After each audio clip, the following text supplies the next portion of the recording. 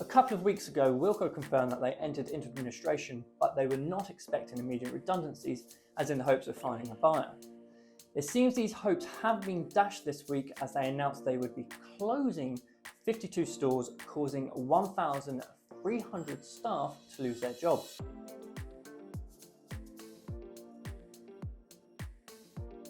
My name is Jack Reeves and welcome back for this week's episode of Tax Tidbits.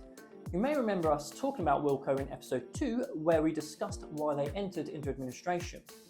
However, the chain's future is looking somewhat bleaker now, as this week they sold 52 of their stores to B&M and tabled an offer from HMV due to funding issues. Additionally, workers at stores already bought by B&M will not be transferred to the new retailer and will still be made redundant, though there are currently talks for giving current Wilko staff preferential treatment for B&M jobs becoming available. The stores are being closed as early as Tuesday next week, so you may see some changes happening to your high street much sooner than expected. HMRC have rolled out a new Store My National Insurance feature to personal tax accounts, which is also available on the HMRC app to allow taxpayers to view their national insurance confirmation letter and save it as a PDF or store a copy in their digital app wallet, for example an Apple Wallet. This service is to replace HMRC sending copies out by post, which can take up to 15 days, and aims to streamline the process for checking and receiving your NI number. Finally, some good news from HMRC. A number of benefit reforms have been proposed by the government to provide people with disabilities more support to work from home.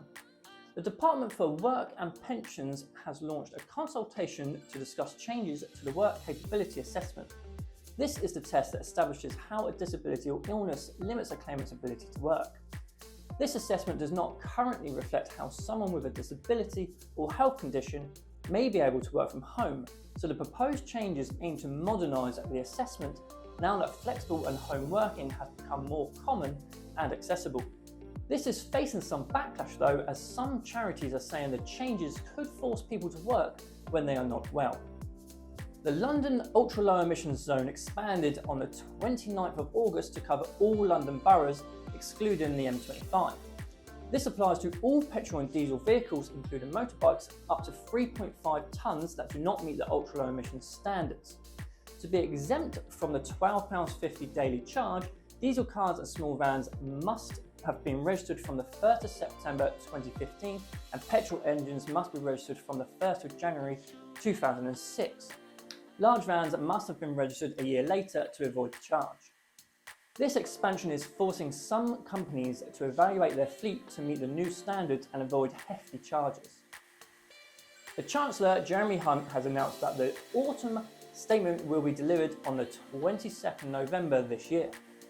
This speech should give us some updates on how changes announced in the March budget have been going, such as the full expensing scheme in replacement of the super deduction scheme, increases to corporation tax, and the abolishment of the lifetime allowance on pensions.